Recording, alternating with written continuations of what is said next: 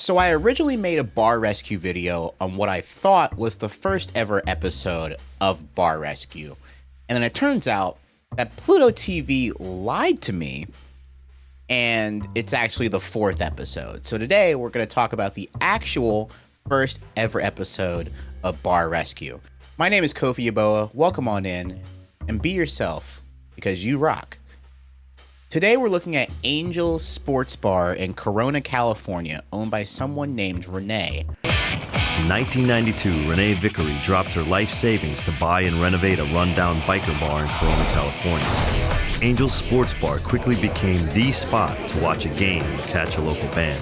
The first thing I look for in a sports bar is definitely the TV situation, and if it leans towards any specific sport.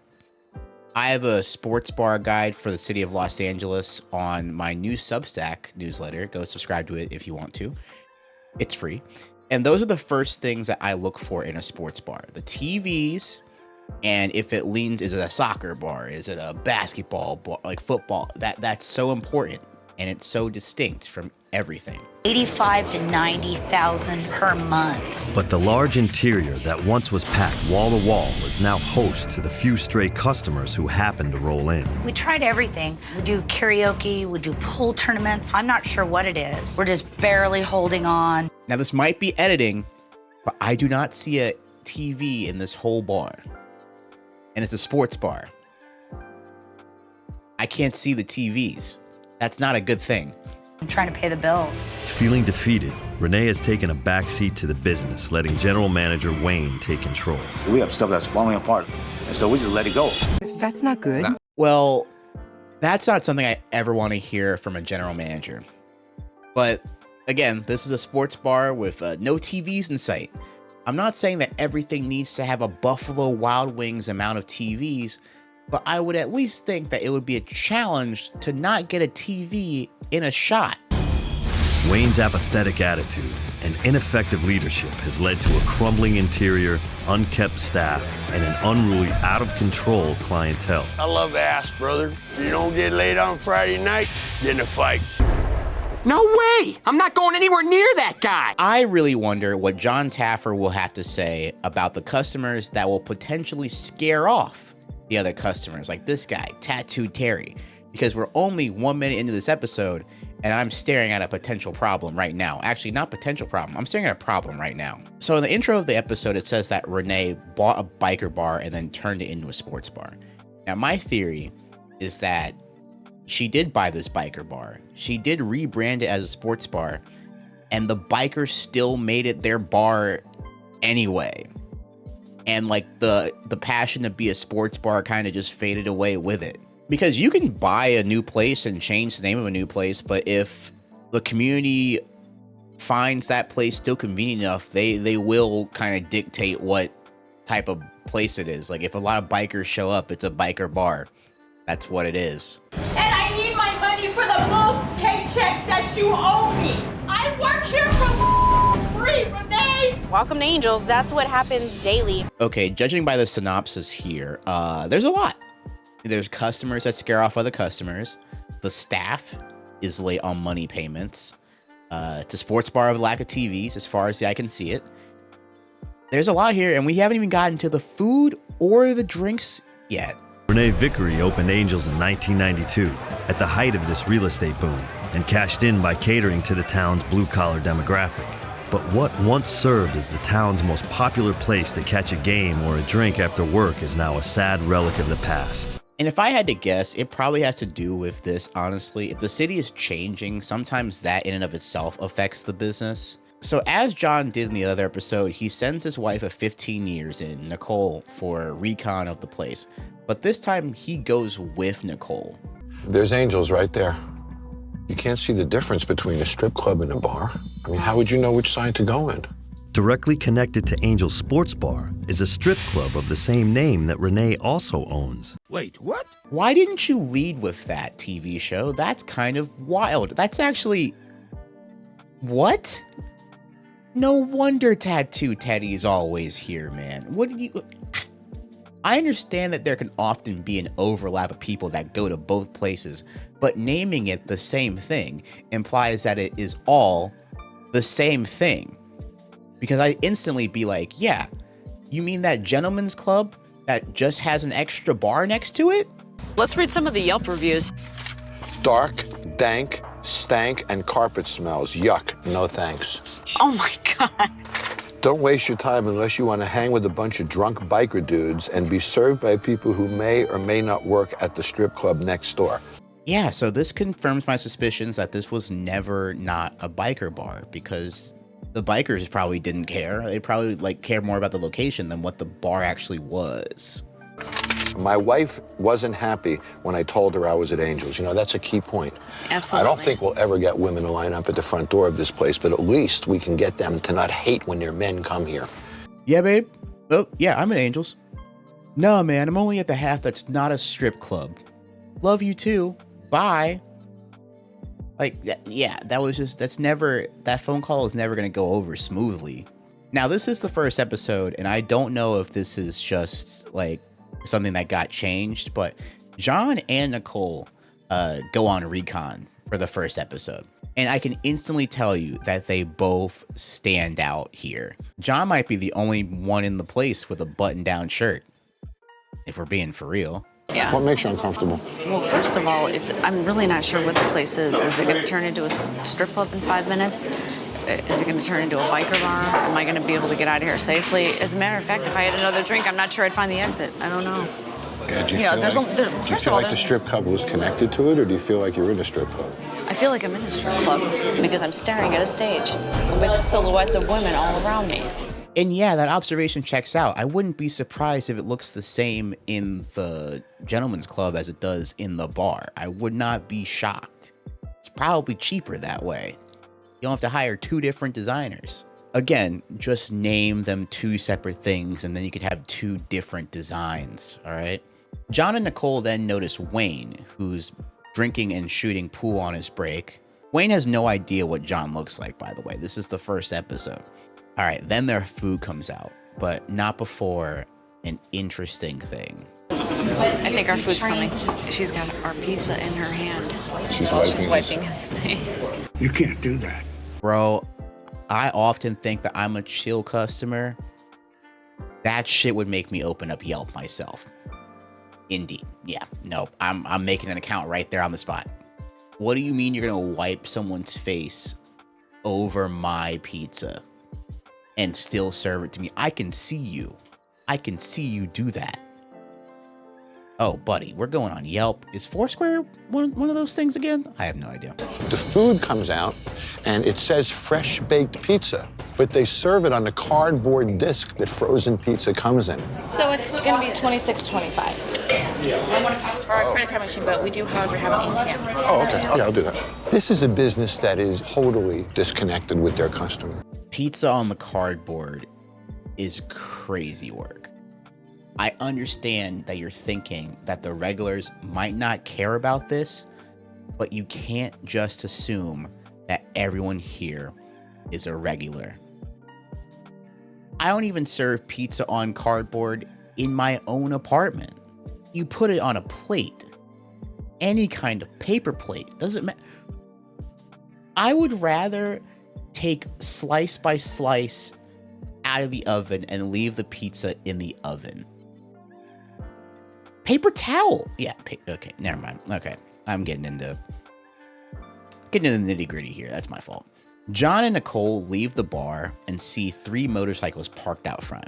And statistically, according to bar science, that's not good for statistics. See, this is unbelievable to me because, you know what our research shows?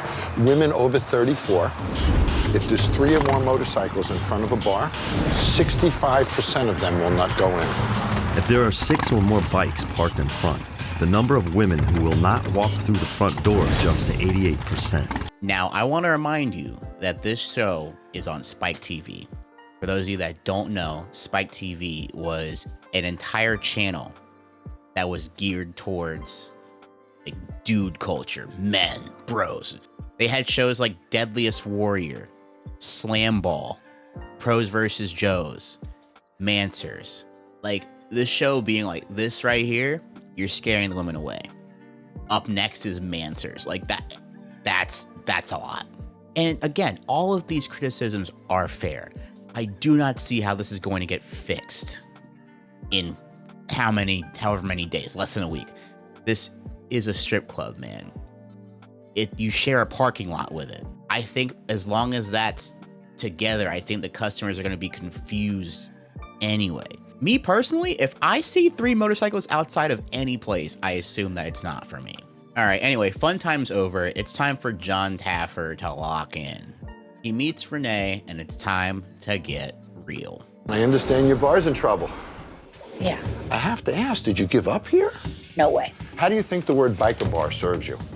I don't give a Money's money, and I have a family to take care of, you know? This is serious business to you. You're not here to play around with none of No, that I stuff. am not. You're here for the money. Yes. But the fact of the matter is, your bar is sort of a hole. So once again, keeping score at home, Renee acquired a biker bar, renamed it to a sports bar that has a gentleman's club in the same building. It's basically now a biker bar again, and now she doesn't care that it's a biker bar. But her reaction to John being real about her bar doesn't sit right with her.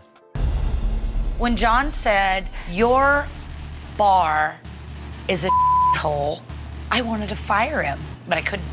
I can't afford to right now. I can't think of one reason right now as to why he's not correct. Have you seen Tattoo Terry? Here's the problem, and now I'm gonna lay it on you. Yes. When I drive up to this bar, your building looks abandoned. That's number one. Number two, you're letting motorcycle gangs chase your customers away? No, I am not. You're failing because of the decisions you're making. Whose stupid idea was it to take a sports bar next to a strip club and then have everything in it look like a strip club? Dude, I do not see how this gets fixed. I really do not. First thing that you have to accomplish is you got to look in yourself and say, no more. Okay. I'm very honest, Renee. And there's going to be difficult moments between us. And I'm sorry, but I've never seen one of these shows and been like, the main problem of the establishment is actually the place next to it. Like, imagine if she didn't own the gentleman's club next to it and someone else did. This problem would be way harder, and I feel like John would be like, you need to move.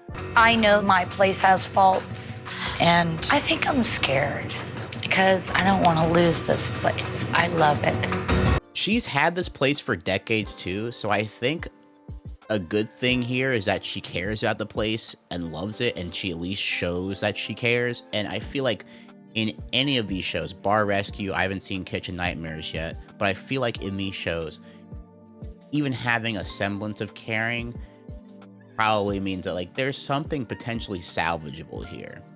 The next day they do a walkthrough to see what's up with the place. There's no separation between the businesses. There's no color. There's nothing that really creates a difference. The same logo. It does. I don't think they're going to do this, but you could easily do a heaven and hell concept here, right? Anyway, they go out back. And here's where I get pissed. You know what that is? Yeah. What is that? That's squirrels. Squirrels or rats? No, one of the two. It's squirrels. For your sake, Renee, I hope it's squirrels too. I saw an animal in here before. That's a squirrel. How can we leave that there? Okay, but what if his children are in there? You want me to close it when his you babies... want to make him a partner?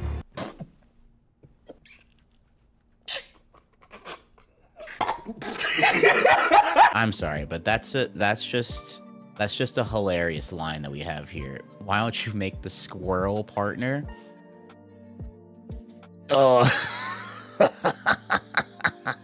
Do you think good people want to walk by this to go to work? No. Would you? Do me a favor.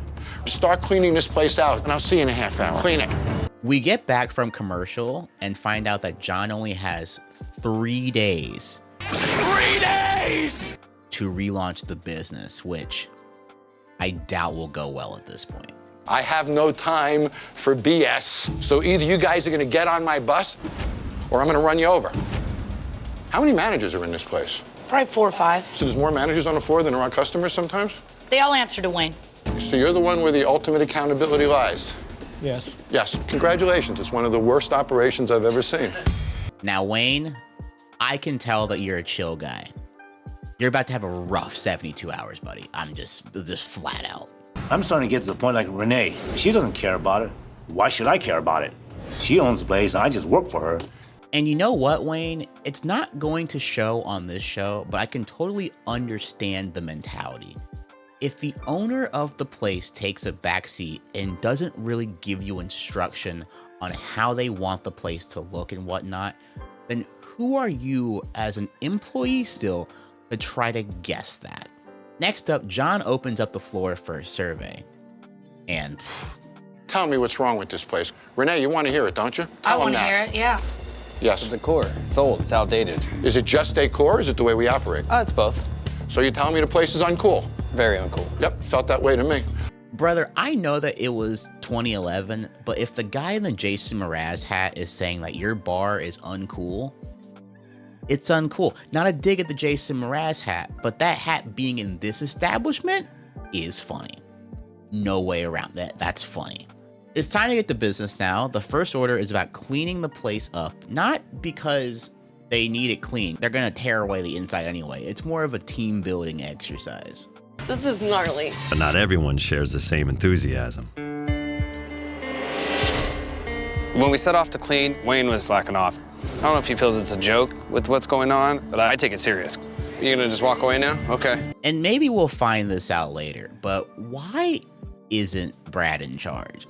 I can tell in 2 minutes that he actually cares a little bit. It seems that he has a little bit of sense.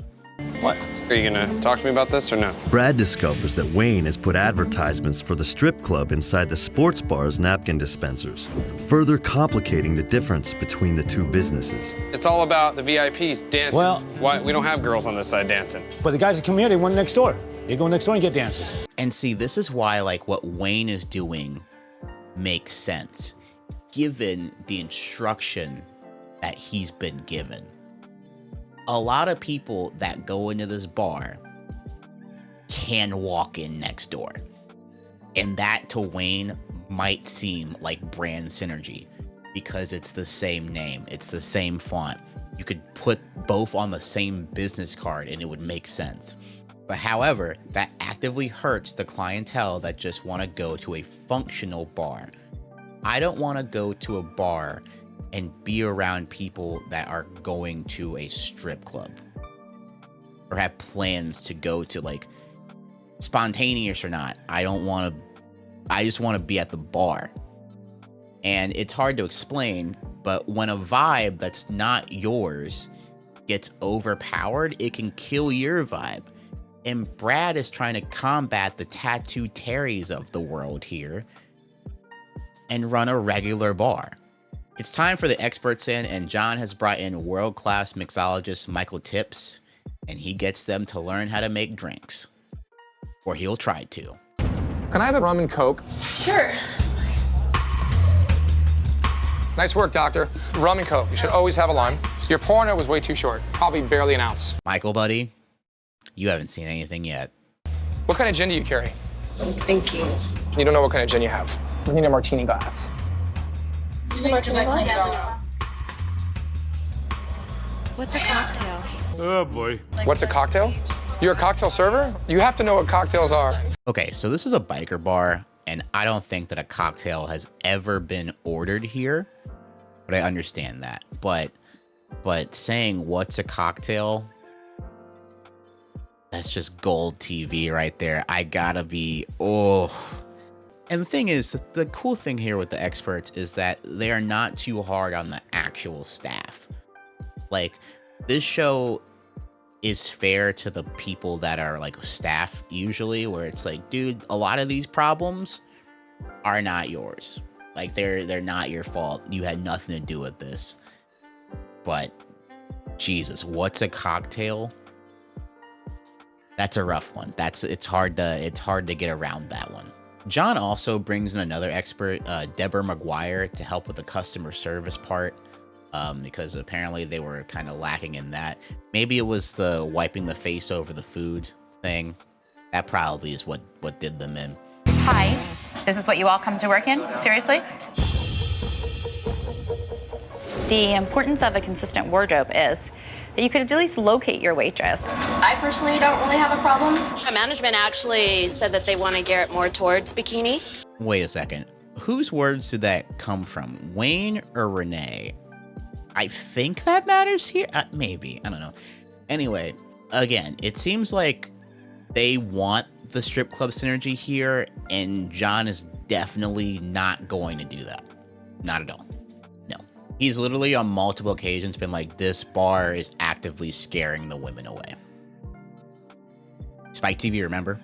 The bartenders and waitresses were communicating together, trying to figure out what's going on. How does it make you feel? Like we don't matter.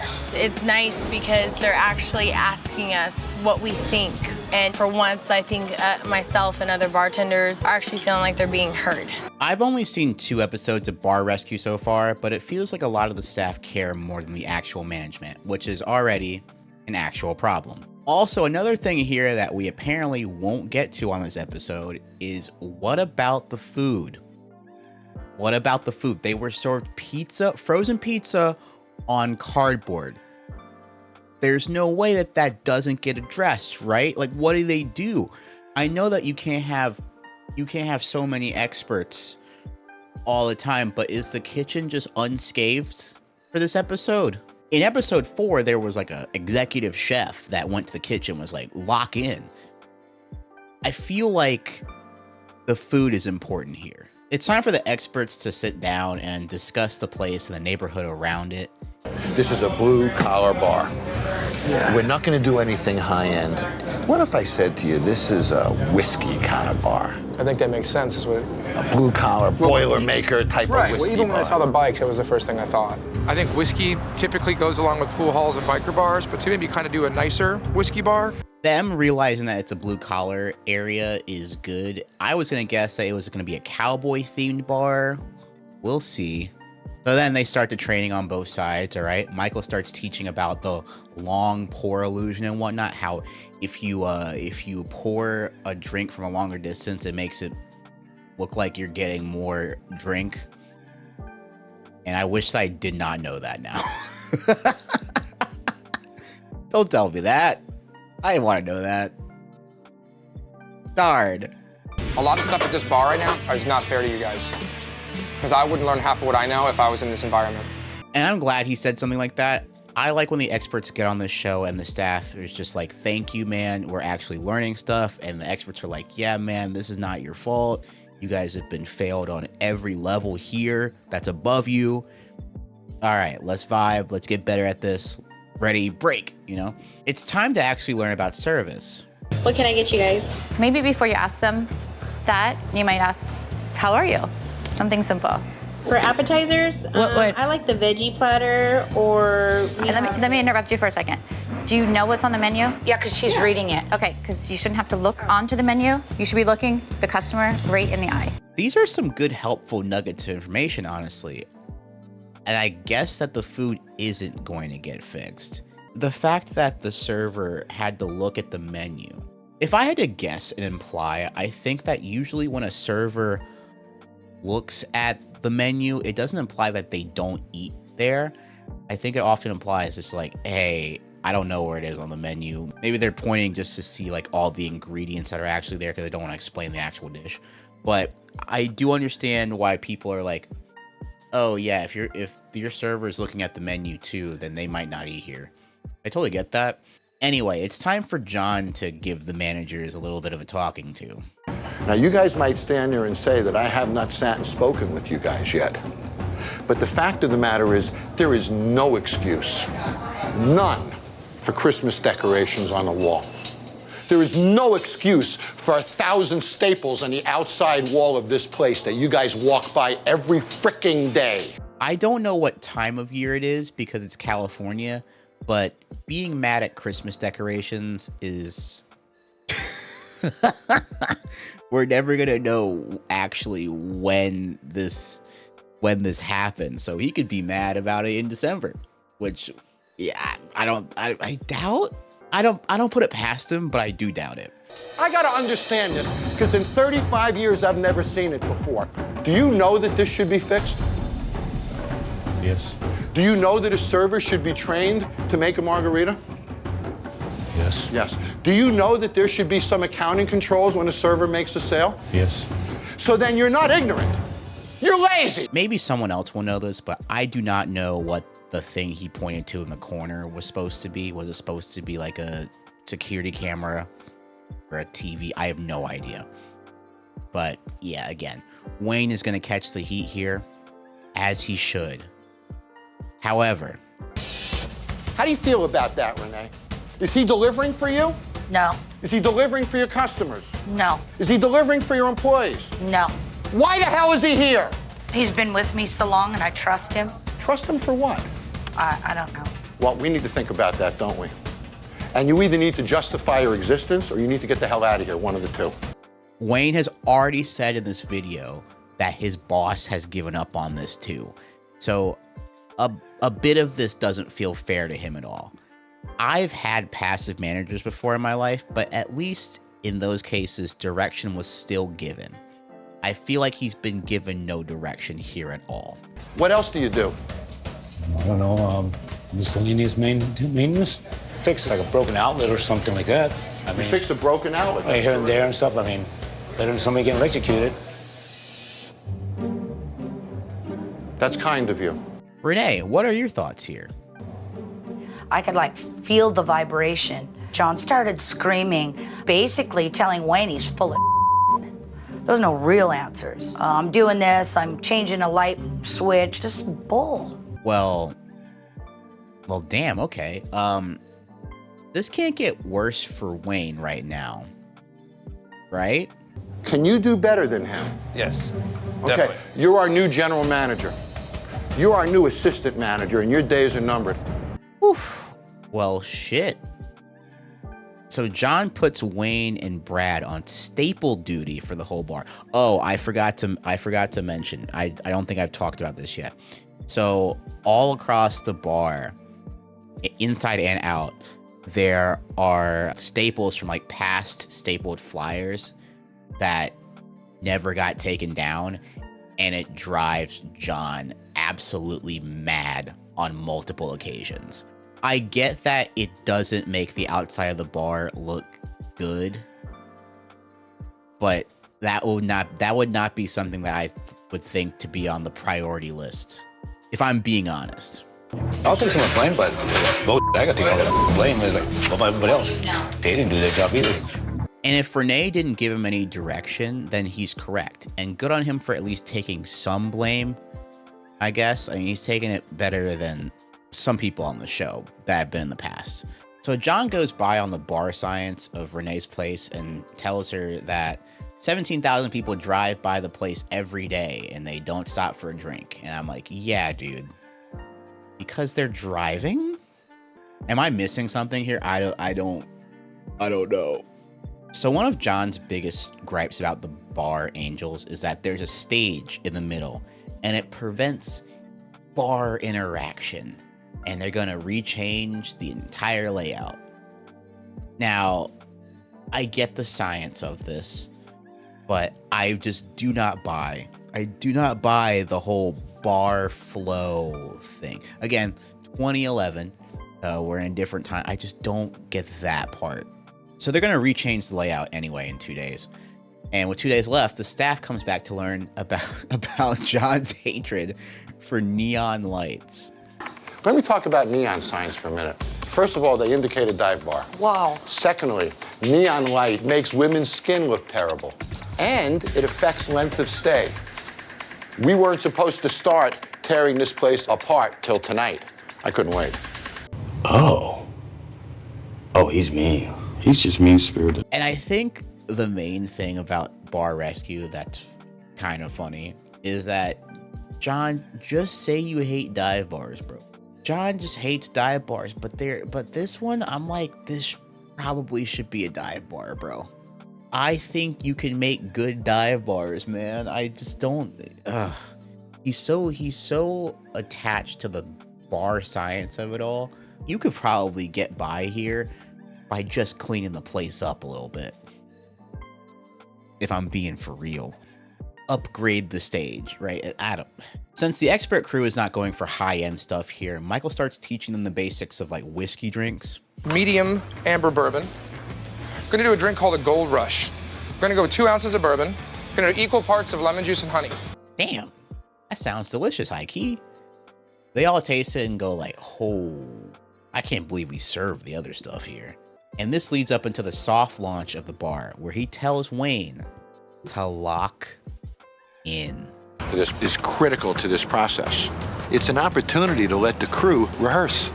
The good employees will bubble up to the top and become our superstars, and we might lose some along the way tonight. Well, when you put it that way, man, you're cooked. The customers start pouring in. They order the Gold Rushes, and the regulars notice a change in demeanor. So this is working for a bit. Let me give you a change, sweetie. No, I don't need no change. Thank you, doll. Gee, thanks. Dr. Bob? Let's see how the servers are doing. A girl who worked here for 2 years doesn't know where the ice machine is.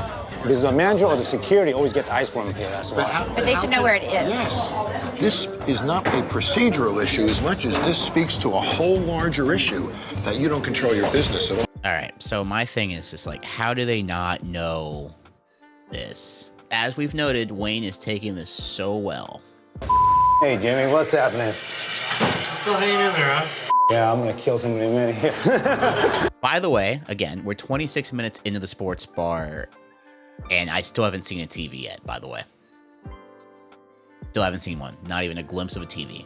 While the bar is getting busier, chaos is starting to ensue as the waitresses are not getting the memo at all. You two only have 2 tables. You're the one that told us to flirt with the customers, to talk to the customers. Exactly. So that's what I was doing. You need to cover your area. That is your area. Well, then you shouldn't have said to conversate with the customers. You conversate with the customers in your area. It's not that difficult. It gets to a point where Renee now jumps in here and interferes with Brittany. She's trying to help you. You're staring at her like, what are you gonna do, take her out? No, but she was the one that told me. She is here to help you. She's the one that told You're me arguing to with talk her. to You're the arguing with customer. her. Why? What was I supposed to say? She was the one that You told sit me there to and you talk listen. And to be fair to Brittany, they were untrained as of a day ago here. Brittany isn't being receptive to the criticism, and this might be the first time. This may or may not be the first time Renee has ever told her to step up. But Renee fires her. And that's when Brittany starts to lose it, because apparently she's been owed 2 checks worth of pay. I want you to go and never come back. And I need my money for the both paychecks that you owe me. I work here for free, Renee! For free, and it's not right! Everybody's check. You're a liar, they did not. I'm not lying. Go get your check. Renee tries to deny it, but Brittany will not let this slide and comes back with literal receipts. It's not the first time it's happened. When I first started working here and I was supposed to get my paycheck and I didn't get paid till the 3rd week, and I was like, what's going on here? And they said whoever brings the paychecks in, that's how it happens. Look, these 2 checks bounce. How could they? Where's the NSF? And Renee is trying to combat this, but I'm not sure if Renee is aware of this or not. I didn't put this in the video. But earlier, John asked Wayne about who does the books, and Wayne was like, I do 70% of the books, and John was like, what does that mean? So maybe this is a problem that Renee is not really the most aware about. And I kind of suspect Wayne. I think it's a combination of both. I think a lot of this is a combination of both, but Wayne, being the employee, is going to take the brunt for it. I have no money. There's no NSF on Okay, them. look. I didn't give you these today. I couldn't come to work. It doesn't matter if you didn't give them to me today. Look at this. You didn't work here for free. I did work here for free because I told you have no money. I don't have my $87.37. I don't have $131.99 that you owe me for free. Also, if this is true, this is a very valid crash out. I get mad when my videos get demonetized after all the work I've put in. I totally understand it. She's been working here at this place where not a lot of tips have been happening here, and she's not getting paid, and she may or may not have gotten fired. I think she got fired. This all seems really valid. And instead of handling it, Renee just walks out and gets security to handle it, which, dude, I don't know, man. I feel like this is on you, dude. Renee puts this on Brad, who recently got promoted today. So I'm like, does Brad even know what's going on at this point? We will fix the problem. Just take some deep breaths, okay? It doesn't matter. I'm fired anyway, and I want my check. Okay, I will get it fixed up for you in the morning, okay, sweetheart? And tell Renee that she's an embarrassment. Okay. Renee goes to Wayne, and she's like, "Did you know anything about this?" And Wayne's just like, You know what was going on with Beryl? I don't know. She's screaming and doing this like we didn't pay her. I'm embarrassed. Wayne was the center of these problems because he's the general manager of the building. With no bookkeeping, no attention to bank accounts, and not caring much about employees, these things happen. So this is a really bad look for a soft launch. And this is the part of the show where things are supposed to be better, but the bar hasn't changed yet. Part of me doesn't think that Brittany deserved to be fired outright. Maybe there's a deeper history there, and Renee didn't want to feel like she's being embarrassed on a TV show. Reprimanded for sure, but I feel like there are bigger things at play here, man. A public outburst is incredibly harmful to both business and staff morale, but it runs far deeper than what appears on the surface. My favorite part of the entire episode is easily how there's that one guy who's just like, I just want to drink my beer in peace, bro. Please leave me be. Listen to me. We really screwed up tonight. And the reason why we screwed up tonight is we allowed an employee to create a really bad image of us. Oh, there's drama here every night. Well, that's wrong. When you sit here and say that to me, you're saying it to me like this is the way the business is. No. Renee, this is not the way the business is. It's stressful. This is the way your business is only. Renee, she's dodged a lot of stuff, and Wayne's taken a beating tonight. But yeah, Renee's apathy is also bad. John, being the ever so unpredictable person on this show, he pushes Renee to fire Wayne right now. I won't invest my time in Wayne. The guy is an idiot. He doesn't care. And if you think he's worth your time, then I'm starting to question your intelligence. Fire him. Let's get him in here. Oh, no, I don't think I could do this right now. Well, then how can you run a business if you can't? Is he the guy who's going to make you successful? No. Okay, then let me invest in the people who can. Can you make him do the janitor work or something, or is he gone forever? What's he gonna do? I felt bad for Renee here because she's in a position where she has to make tough decisions like this, but she has so much empathy where she can't. Remember earlier where she couldn't even evict the squirrels from their place? You want to be an owner or not? Yeah.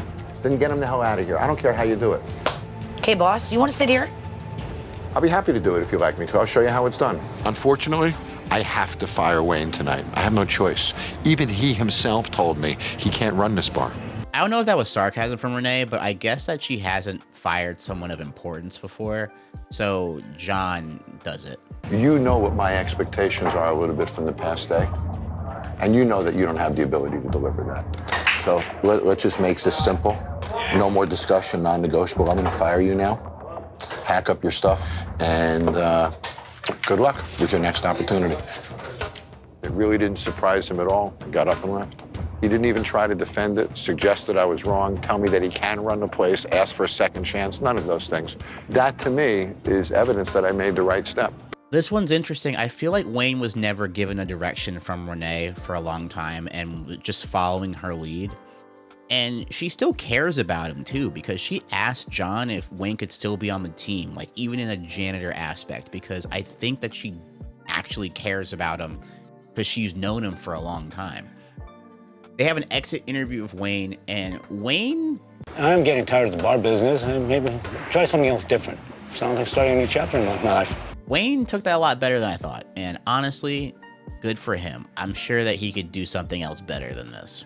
I don't like how they considered Brittany a liability here. She's owed 2 checks worth of money, dude. That doesn't sound like liability to me. Maybe she's not good at her job, but she's also doing it for free. After the soft launch, of course, they start to tear down and redecorate the place and make it feel so different from the strip club next door. And now it's time for the reveal. 1, 2, 3.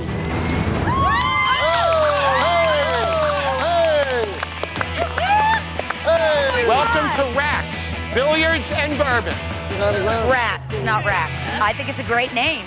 Now, John, Rax, we just spent 30 minutes of TV time about trying to separate this from a strip club, and you call it Rax?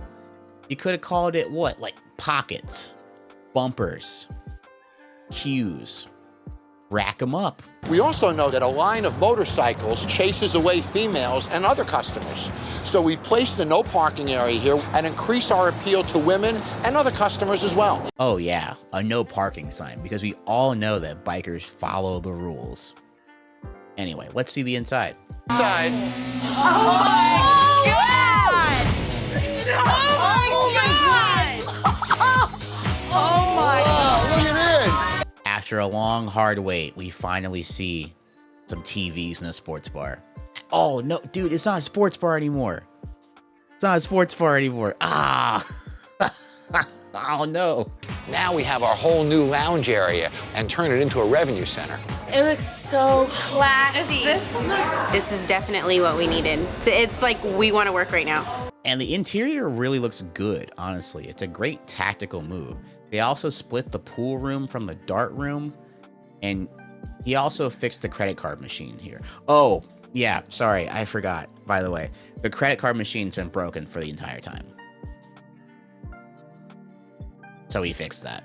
After all the substantial upgrades are made, John presents Renee with new uniforms to give the staff a consistent look and complete the transformation. All right, it's time for launch, and there's a line outside the door, and I can tell by the customers that this is going to be a fun change. There's already a guy in an Eddie Royal Broncos jersey. What can I get you? When the doors open, it was like a swarm of bees. And it's like I turn around, and there was like 50 people sitting in my bar. It was pure madness. And you know what? I feel happy for Jessica, because Jessica's been there the longest, and she was there when it was like a little bit popular, and she's seen the ups and downs, I think. What about you, Dr. Bob? Well, I tell you, it's a whole different atmosphere. I think it's going to draw a lot more people to Corona in this area, so we're really happy this happened. Also, the new changes distance themselves from the strip club next door. For now. Now, this is a place I can come more often, instead of just to kind of like hide in the corner and have a beer. There's about 40 women in there. We were lucky to have 4 women in there 2 days ago. A bar with no women is never a successful bar. Having 40 women in Racks tonight is a foundation that'll attract hundreds of men to come to this bar. Banking it in. I haven't seen it this busy in years. Jessica already says she's made like 3 or 4 times the money today, and we have kind of a successful launch. I would call it a successful launch. And then we get a special visit from you-know-who. I like this atmosphere, man. It's very comfortable, very mellow. The atmosphere makes you behave better. You know what, Tattoo Terry? You look so different from 4 days ago. And Renee looks happy, and that's the episode. Is there any food here? I'm not sure. Maybe they closed the kitchen. I have no idea if there's still food here. We get a 2 months later update. 2 months after the relaunch, Rack's sales have doubled. They've doubled and then some. There's new people coming in all the time. Wayne has not returned to Angels since being fired. Brad remains as general manager. I'm really proud. I'm really proud of it now. Now, the main question I want to ask, of course, I have to ask at every episode, is this place still open? The answer is no. So the bar renamed to Bar 1650 after, get this, Renee renamed the Gentleman's Club to 1650 Gentleman's Club. And according to like my research, it feels like around 2015 maybe. According to the Yelp reviews, they brought the stage back, and a lot of the reviews for that are positive towards the live music of it all.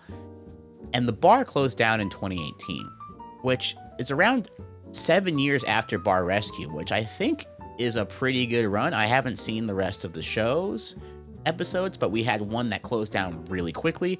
I think 7 years after is pretty fine. A year after it closed down, the abandoned building caught fire, and it was suspected of arson and I have no idea if it's been solved. I looked at the Google Maps from about 2017, and on the door, it called itself an American dive bar, which again, I think that John missed the mark here by going a little bit too upscale. You could have still upscaled the place while still staying true to the community and people of Corona, in my opinion. All I know is that this is another episode of Bar Rescue where the bar eventually closed. As a longtime content creator, I consider myself a student of the game. I love nerding out and being constantly entertained and inspired by some of the best creators and projects in the space. It doesn't matter the genre. For example, one of my favorite sports creators, Mapify, has a series called Beyond the Bleachers. They break down the correlation between the geography and impact of stadium locations all around the world. Episode 1 compares European football stadiums to American football stadiums. Episode 2 examines the size and age of stadiums between Europe and North America, while Episode 3 explores the diverse cultures that stadiums foster. It's a riveting commentary that answers a lot of questions I had about stadium location choices and how it subliminally affects us as fans. Beyond the Bleachers is a show original to Nebula, the creator-owned streaming service that I am very proud to be a part of. It is the home of incredible content from some of the best creators in the world and is the sponsor of this video. The best way to support me is by signing up for Nebula with my link. There are multiple plans that you can do to help support me. There's the one-time lifetime payment of $300, where you get Nebula forever. But if you want to go year by year, that's more than fine too. With my link, you can get a special discount for the annual plan while supporting me directly in the process. A nice portion of that money will go directly to me as long as you are subscribed. That helps me with the consistency and quantity of the content that you'll get from me. Support me and the many other awesome creators today by signing up for Nebula today. Thanks for watching, y'all.